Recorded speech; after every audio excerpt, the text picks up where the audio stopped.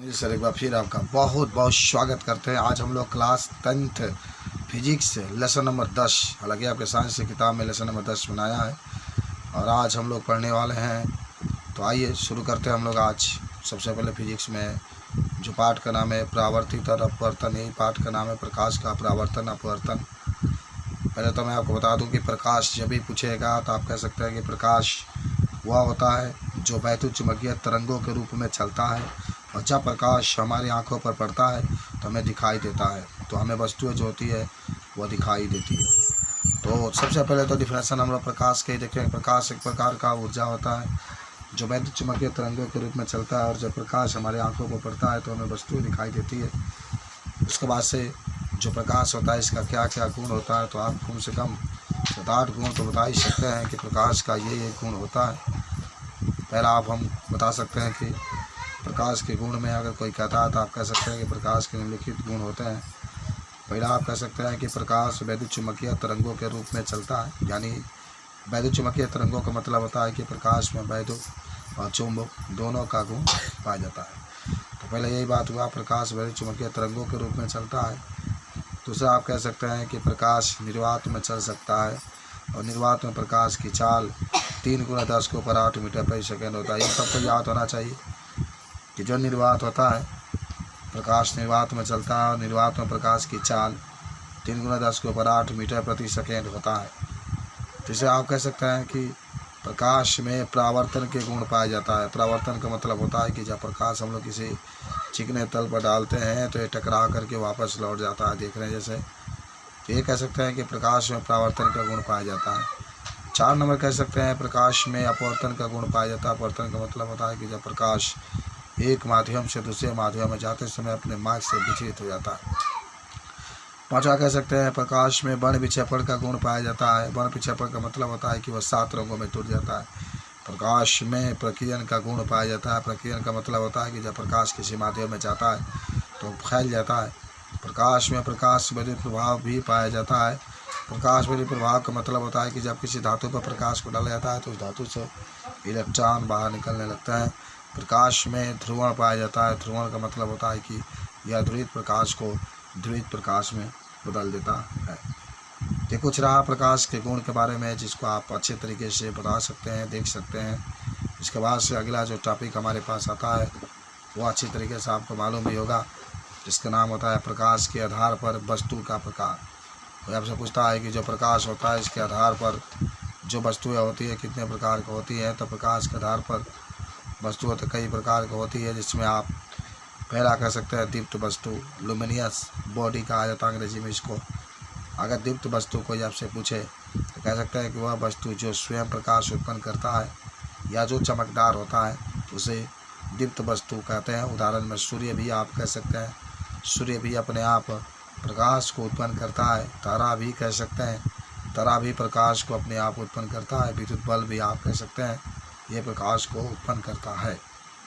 उसके बाद से हमारे पास आता है अदीप्त वस्तु। अगर अदीप्त वस्तु आपसे कोई पूछता है तो कह सकते हैं कि वह वस्तु जो स्वयं प्रकाश उत्पन्न नहीं करता है, वह वस्तु जो स्वयं प्रकाश उत्पन्न नहीं करता है तो उसे अदीप्त वस्तु कहते हैं। उदाहरण में आप चंद्रमा लिख सकते हैं, कांच लिख सकते हैं। यानी कहने का मतलब होता है कि वह वस्तु जो स्वयं प्रकाश उत्पन्न नहीं करता है तो उसे अदीप्त वस्तु कहते हैं। चंद्रमा और कांच आप लिख सकते हैं। उसके बाद से आपका तीसरा नंबर जो होता है जिसका नाम होता है अदीप्त वस्तु के बाद पारदर्शी वस्तु। आगे तीसरा आपके पास है पारदर्शी वस्तु। तो कह सकते हैं कि वह वस्तु जिसे प्रकाश आर पार निकल जाता है उसे हम पारदर्शी वस्तु कहते हैं। या ये ऐसे भी कह सकते हैं कि वह वस्तु जिसके द्वारा माने किसी वस्तु को हम लोग आर पार देख लेते हैं उसे पारदर्शी वस्तु कहते हैं। कांच भी कह सकते हैं आप, लेंस कह सकते हैं। लेकिन कांच ऐसा होना चाहिए जिसके ऊपर कला ही नहीं होना चाहिए। उसके बाद से नेक्स्ट जो होता है आपके पास अपारदर्शी वस्तु, इसका भी आप बता सकते हैं कि वह वस्तु जिसे प्रकाश आर पार नहीं निकल पाता है तो उसे अपारदर्शी वस्तु कहते हैं। वह वस्तु जिसे प्रकाश आर पार नहीं निकल पाता है तो उसे अपारदर्शी वस्तु कहते हैं। जैसे लोहा कह सकते हैं, हीरा कह सकते हैं, और कलम वगैरह जो होगा उसको भी आप लिख सकते हैं। तो अपारदर्शी के बाद जो 5 नंबर होता है उसको हम लोग कहते हैं अल्प पारदर्शी वस्तु। अगर आपसे कोई पूछे कि क्या होता है अल्प पारदर्शी वस्तु तो आप कह सकते हैं कि वह वस्तु जिससे कुछ प्रकाश की किरणें बाहर निकल जाती है और कुछ प्रकाश की किरणें बाहर नहीं निकलती है, तो उसे अल्प पारदर्शी वस्तु कहते हैं। जरूर आप याद रखिएगा, अल्प का मतलब होता है आधा, माने अल्प पारदर्शी वस्तु होता है जिससे कुछ प्रकाश की किरणें बाहर निकल जाती है, कुछ नहीं निकलती है, तो उसे अल्प पारदर्शी वस्तु कहते हैं। जैसे घिसा हुआ कांच आप लिख सकते हैं। अब उसके बाद से आपका आता है प्रकाश का परावर्तन। ये बहुत इंपॉर्टेंट है, ये कई बार आपके एग्जाम में पूछा भी जाता है कि प्रकाश का परावर्तन क्या होता है। तो आप कहेंगे कि जब किसी प्रकाश को चिकना तल पर डालने पर वह टकराकर उसी माध्यम में वापस लौट जाता है, तो इस घटना को प्रकाश का परावर्तन कहते हैं। इससे प्रकाश के चाल में परिवर्तन नहीं होता है। तो आप सिंपल से डिफिनेशन जब रहा कि जब किसी प्रकाश को चिकने तल पर डालते हैं तो टकरा कर उसी माध्यम से वापस लौट जाता है, तो इस घटना को प्रकाश का परावर्तन कहते हैं। इससे प्रकाश के चाल में परिवर्तन नहीं होता क्योंकि उसी माध्यम में वह वापस लौट जाता है। ये प्रकाश के परावर्तन के लिए चित्र है, आप देख सकते हैं कि यह एक चिकना तल है और इस चिकना तल पर यह कलई किया गया है। कलई का मतलब होगा कि प्रकाश बाहर नहीं निकल पाएगा, यानी प्रकाश की जो सिरा देख रहे हैं यहाँ से बाहर नहीं निकल पाएगा। तो ये एक आपका चिकना तल है और इस चिकना तल पर हमने क्या किया, प्रकाश को डाला है। जिस प्रकाश को आप डालते हैं उसको आपतित प्रकाश कहते हैं। और ये देखिए टकरा करके वापस जा रहा है, इसको परावर्तित किरण या परावर्तित प्रकाश कहते हैं। और इसके बीचों बीच में आपका अभिलंब उपस्थित है। तो देख लेना, इसके बीच में ये जो कोण बनता है आपको याद होगा, इसको हम लोग आपतन कोण कहते हैं, आई से प्रदर्शित करते हैं। इसको परावर्तन कोण कहते हैं, इसको आर से प्रदर्शित करते हैं। इसको परावर्तित किरण कहते हैं। अगर आपसे कोई कहे कि आपतन कोण किसे कहते हैं तो यही होता है आपतित किरण। और अभिलंब के बीच में जो कोण बनता है उसको आपतन कोण कहते हैं। और जहाँ तीनों मिले, देखो आपतित किरण है, परावर्तित किरण है, अभिलंब है, जहाँ तीनों मिलते हैं उसको हम लोग आपतन बिंदु कहते हैं। चलिए आ जाइए, आगे बढ़ते हैं हम लोग सीधे अब प्रकाश के परावर्तन के नियम के पास। तो आपको याद होगा प्रकाश के परावर्तन के दो नियम हैं आपके पास। आप कह सकते हैं प्रकाश के परावर्तन के दो नियम हैं। पहला नियम आप कह सकते हैं कि आपतित किरण, देखो यही आपतित किरण है, तो वही होता है कि पहला नियम कहता है कि आपतित किरण, परावर्तित किरण और अभिलंब तीनों एक ही बिंदु पर होते हैं। देखिए आप ध्यान से चित्र में देख रहे हैं कि आपतित किरण ये है, ये आपकी परावर्तित किरण है और ये अभिलंब, तीनों एक ही बिंदु पर है। तो ये जो तीनों बिंदु की बात कर रहे हैं, तीनों रेखाओं की बात कर रहे हैं, तो यही आपका प्रकाश के परावर्तन का पहला नियम है। और दूसरा नियम ये कहता है कि जो आपतन कोण होता है, आपतन कोण ये वाला हिस्सा जो है सदैव परावर्तन कोण के बराबर होता है। तो दूसरा ये होता है कि आपतन कोण का मान सदैव परावर्तन कोण के क्या होता है, बराबर होता है। तो ये भी आप चीज़ अगर आपसे पूछा जाए तो बता सकते हैं। देखिए हमारे पास क्या है ना, ये क्वेश्चन है, उदाहरण एक है और किसी ने कहा है कि उदाहरण से आपको समझाना है कि उदाहरण में क्या कहता है। उदाहरण में कहता है कि यदि किसी माध्यम में प्रकाश का आपतन कोण का मान 60 डिग्री है तो परावर्तन कोण का मान कितना होगा।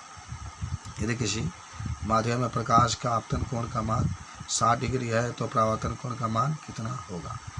तो देखिए आपने अभी आपके नियम नंबर 2 पढ़े हैं कि आपतन कोण सदैव परावर्तन कोण के बराबर होता है। तो परावर्तन कोण का मान जो होगा अगर 60 डिग्री होगा, जब आपतन कोण का मान 60 है तो परावर्तन कोण का भी मान 60 डिग्री होगा, क्योंकि आपतन कोण और परावर्तन कोण का मान क्या होता है, बराबर होता है। इस चीज़ को आप बता सकते हैं। चलिए उसके बाद से हमारे पास एक चीज़ आता है जिसका नाम होता है दर्पण। तो कोई आपसे पूछता है कि दर्पण क्या होता है, अंग्रेजी में मिरर कहा जाता है इसको। तो आप दर्पण में कह सकते हैं कि यदि किसी दर्पण में कह सकते हैं कि यदि किसी चिकने तल पर कलई करके चमकदार बना दिया जाता है तो वह परावर्तक तल दर्पण कहलाता है। ये भी बात आपकी होती है। बस दर्पण वह होता है जैसे दर्पण है जिसके एक भाग पर कलई की गई होती है, कलई कर रहे हैं, और जो बाकी वाला भाग होता है वो परावर्तक तल के रूप में कार्य करता है। अच्छा आ जाओ, हमारे पास जो एक क्वेश्चन आता है, बहुत बार पूछा जाता है कि गोलीय दर्पण क्या होता है। तो आप कह सकते हैं गोलीय दर्पण में कि गोलीय दर्पण कांच के गोले का काटा हुआ एक भाग होता है।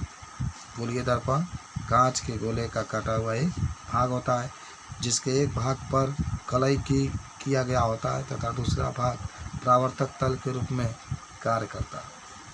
तो ये आपसे प्रश्न पूछा गया गोलीय दर्पण।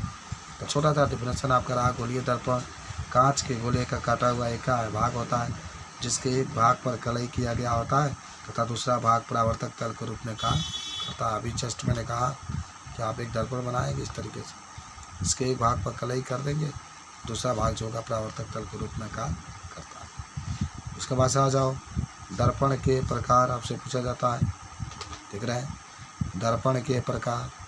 तो आप कह सकते हैं कि जो दर्पण होता है मुख्य रूप से 3 प्रकार का होता है। कभी भी आपसे कोई क्वेश्चन करे कि दर्पण कितने प्रकार के होते हैं, आप कहिएगा सर दर्पण जो होते हैं वह 3 प्रकार के होते हैं, जिसमें पहला आपका जो होगा अवतल दर्पण है, दूसरा उत्तल दर्पण है, तीसरा समतल दर्पण। तो पहले तो हम लोग अवतल दर्पण की बात करते हैं, तो आप कह सकते हैं वह दर्पण जिसके उठे हुए भाग पर कलई किया गया होता है तथा धंसा हुआ भाग परावर्तक तल के रूप में कार्य करता है, तो उसे अवतल दर्पण कहते हैं। छोटा सा डिफिनेशन आपको याद भी हो गया। वह दर्पण जिसके उठे हुए भाग पर कलई किया गया होता है, धंसा हुआ भाग परावर्तक तल के रूप में कार्य करता है, तो उसे हम लोग अवतल दर्पण कहते हैं। देखो यहाँ दर्पण का चित्र बनाया गया, ये देखिए ये दर्पण है जिसके उठे हुए भाग पर क्या किया गया है, कलई किया गया है, और धंसा हुआ भाग परावर्तक तल के रूप में कार्य कर रहा है, और ये क्या है अवतल दर्पण। अच्छा आ जाओ, सेकेंड हमारे पास आता है जिसका नाम होता है उत्तल दर्पण, ठीक है ना। इसको हम लोग कॉन्वेक्स मिरर कहते हैं। तो अगर आपसे कोई कहता है कि उत्तल दर्पण की परिभाषा बताइए, तो वह दर्पण जिसके धंसे हुए भाग पर कलई किया गया होता है तथा उठा हुआ भाग परावर्तक तल के रूप में कार्य करता है, तो उसे उत्तल दर्पण कहता है। वह दर्पण जिसके धंसे हुए भाग पर कलई किया गया होता है तथा उठा हुआ भाग परावर्तक तल के रूप में कार्य करता है, तो उसे उत्तल दर्पण कहते हैं। देख रहे ये दर्पण है, क्या है दर्पण है जिसके धंसे हुए भाग पर क्या किया गया होता है, कलई किया गया होता है यहाँ पर, और उठा हुआ भाग परावर्तक तल के रूप में कार्य करता है, तो उसे हम लोग उत्तल दर्पण कहते हैं। आ जाओ, अब हम लोग तीसरा जो दर्पण होता है जिसका नाम होता है समतल दर्पण, प्लेन मिरर अंग्रेजी में कहा जाता है। तो एक चीज़ आता है कि समतल दर्पण क्या होता है, तो आप कह सकते हैं कि समतल दर्पण में कि वह दर्पण जो सीधा होता है, देखो एकदम बिल्कुल ये सीधा आपका है दर्पण, जो देख रहे हैं बिल्कुल एकदम क्या है सीधा है। वह दर्पण जो सीधा होता है और जिसके एक भाग पर कलई किया गया होता है तथा दूसरा भाग परावर्तक तल के रूप में कार्य करता है, तो उसे समतल दर्पण कहते हैं। तो वह दर्पण जो सीधा होता है जिसके एक भाग पर कलई किया गया था, देखो ये दर्पण सीधा आपका है, जिसके एक भाग पर क्या किया गया यहाँ पर कलई किया गया है, और एक भाग जो होगा परावर्तक तल के रूप में कार्य करता है, तो उसको हम समतल दर्पण कहते हैं। अगला हमारे पास जो चीज़ आ रहा है कि दर्पण का प्रतीक जो दर्पण होता है उसमें क्या क्या उपस्थित होता है। तो देखिए ये हमारे पास जो है एक तरीके से आप कह सकते हैं कि ये दर्पण है, ये अवतल दर्पण है बाबू, और यहाँ पर पी है, पी को अंग्रेजी में पोल कहते हैं, इसीलिए इसको पी से प्रदर्शित किया गया है। हिंदी में इसको हम लोग ध्रुव कहते हैं। ये एफ को मुख्य फोकस कहते हैं, एफ से प्रदर्शित करते हैं। सी को वक्रता केंद्र कहते हैं, ये अनंत, ये मुख्य फोकस है, वक्रता केंद्र अनंत। तो जो बाबू पी होता है, पी को हम लोग पोल कहते हैं, देखिए, और इसको हिंदी में ध्रुव कहते हैं। एफ जो होता है इसको फोकस कहते हैं, हिंदी में ही फोकस। सी जो होता है सेंटर ऑफ कर्वेचर कहते हैं, वक्रता केंद्र कहते हैं। आर को रेडिया ऑफ कर्वेचर कहते हैं, वक्रता त्रिज्या। और एफ को फोकल डिस्टेंस, फोकल दूरी कहा जाता है। तो कुछ दर्पण में शब्द आते हैं जिसका आपको जानकारी अवश्य होना चाहिए, कोई आपसे पूछे तो शब्द के बारे में आप बता सकते, ठीक है। अच्छा आ जाओ, अब बारी बारी से सबका परिभाषा हम लोग देखेंगे। आपसे कोई पूछा कि ध्रुव क्या है, देखो बाबू ध्रुव का कोई डिफरेंस पूछेगा तो दर्पण देख रहे हैं, दर्पण के बीचों बीच वाला जो भाग होता है, मध्य जो भाग होता है, उसको हम लोग ध्रुव कहते हैं। तो कह सकते हैं ध्रुव के डिफरेंशन में कि दर्पण के मध्य भाग को ध्रुव कहते हैं और इसे पी से प्रदर्शित करते हैं। तो कोई भी दर्पण है, दर्पण के जो मध्य भाग होता है उसको हम लोग ध्रुव कहते हैं और इसे हम लोग पी से प्रदर्शित करते हैं। तो दर्पण के जो मध्य भाग होता है उसी को हम लोग ध्रुव कहते हैं और इसे पी से प्रदर्शित करते हैं। अच्छा चलो ध्रुव के बता दिए। अब आपके पास आता है मुख्य फोकस की परिभाषा। तो आप क्या होगा मुख्य फोकस की परिभाषा में, सुनिए ध्यान से। कह सकते हैं कि जब किसी वस्तु से कोई प्रकाश की किरण मुख्य फोकस से होकर जाती है तो दर्पण से टकराने के बाद मुख्य अक्ष के समांतर हो जाती है। अच्छा देख लो ध्यान से, कहा गया इसमें कि जब किसी वस्तु से कोई प्रकाश की किरण मुख्य फोकस से होकर जाती है, देखो ये कोई प्रकाश की किरण है, ये मुख्य फोकस से होकर के जा रही है तो दर्पण से टकराने के बाद मुख्य अक्ष के समांतर हो जाती है। जब किसी वस्तु से कोई प्रकाश की किरण मुख्य फोकस होकर जा रही है तो दर्पण से टकराने के बाद मुख्य अक्ष के समांतर हो जाती है। इसको कैपिटल एफ से प्रदर्शित करता है। अच्छा, आ जाओ, अब हमारे पास आ रहा है फोकस दूरी। तो देखो ध्यान से, फोकस दूरी का डिफिनेशन आपसे कोई पूछेगा तो कहेंगे ना कि जो ध्रुव होता है, जो मुख्य फोकस होता है, ध्रुव और मुख्य फोकस के जो बीच की दूरी होती है, इसी को हम लोग कहते हैं फोकस दूरी। ध्रुव और जो मुख्य फोकस होता है, इसके बीच की दूरी को हम लोग क्या कहते हैं, तो इसके बीच की दूरी को हम लोग फोकस दूरी कहते हैं। तो ये चीज़ भी आपसे पूछा जाएगा, तो इसका भी आप डिफरेंस, इसको स्मॉल एफ से हम लोग क्या करते हैं, प्रदर्शित करते हैं। ठीक है, स्मॉल एफ से प्रदर्शित करते हैं। चलो आज, तो अब हमारे पास जो चीज़ आती है उसका नाम होता है वक्रता केंद्र। तो आप कहेंगे कि जब किसी वस्तु से कोई प्रकाश की किरण, यहाँ जब किसी वस्तु जरूर लिखिएगा, ठीक है ना, जब किसी वस्तु से कोई प्रकाश की किरण वक्रता केंद्र से होकर जाती है तो दर्पण से टकराने के बाद उसी मार्ग से वापस लौट जाती है। देखिए हमारे पास क्या है ना, ये दर्पण है, ये अवतल दर्पण के चित्र आपके पास दिखाई दे रहा है। और ये हुआ क्या है कि जो अवतल दर्पण है, ये सी जो देख रहे हैं, इसी को वक्रता केंद्र कहते हैं। और इससे जब प्रकाश की किरण जाती है, देखो दिखा रहा है, इससे जब प्रकाश की किरण जाती है तो दर्पण से टकराने के बाद इसी मार्ग से वापस लौट जाती है। इसी को हम लोग वक्रता केंद्र कहते हैं। अच्छा, आ जाओ, वक्रता, इसको सी से प्रदर्शित करते हैं, ध्यान रखना, किससे, सी से प्रदर्शित करते हैं। अच्छा, एक चीज़ और आपके पास है वक्रता त्रिज्या। तो आप क्या कहेंगे बाबू, आप कहिएगा वक्रता केंद्र और ध्रुव के बीच की दूरी को हम लोग वक्रता त्रिज्या कहते हैं। वक्रता केंद्र और ध्रुव के बीच की दूरी को हम लोग वक्रता त्रिज्या कहते हैं। तो वक्रता त्रिज्या ऐसे आर से प्रदर्शित करते हैं। और अगर इसका चित्र बनाना चाहें तो देखिए, चित्र में आप कह सकते हैं कि यह वक्रता केंद्र और ध्रुव, इसके बीच की दूरी को हम लोग वक्रता त्रिज्या कहते हैं। आइए, अगला जो परिभाषा आपसे पूछा जाता है मुख्य अक्ष में, तो आप कह सकते हैं कि वक्रता केंद्र और ध्रुव को मिलाने वाली रेखा को मुख्य अक्ष कहते हैं। देख रहे हैं, वक्रता केंद्र है और जो ध्रुव है, इसके मिलाने वाली जो रेखा होती है, इसी को हम लोग कहते हैं मुख्य अक्ष। वक्रता केंद्र और ध्रुव के मिलाने वाली रेखा को मुख्य अक्ष कहते हैं। ठीक है, ये भी आपका और है। अच्छा, आ जाओ, अब हम लोग पढ़ने वाले हैं कि कोई आपसे पूछे कि प्रतिबिंब क्या होता है, तो इसका डिफिनेशन आप कैसे कहेंगे। प्रतिबिंब के बारे में कहेंगे कि जब किसी वस्तु से दो प्रकाश की किरण चलती है, जब किसी वस्तु से दो प्रकाश की किरण चलती है और दोनों प्रकाश की किरण जहाँ मिलती है, मतलब दर्पण से टकराने के बाद जहाँ मिलती है, वहाँ जो आकृति बनता है उसे प्रतिबिंब कहते हैं। कि माने जब किसी वस्तु से दो प्रकाश की किरण चलती है और दोनों प्रकाश की किरण दर्पण से टकरा के जहाँ मिलती है, वहाँ जो आकृति बनता है उसे प्रतिबिंब कहते हैं।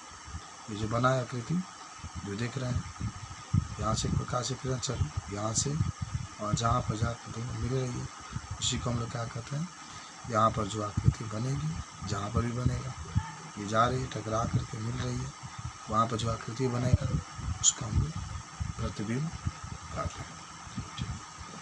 अब आते हैं यहाँ से प्रतिबिंब के प्रकार के पास। ठीक है, तो प्रतिबिंब के प्रकार में हम लोग कल पढ़ेंगे। तब तक धन्यवाद।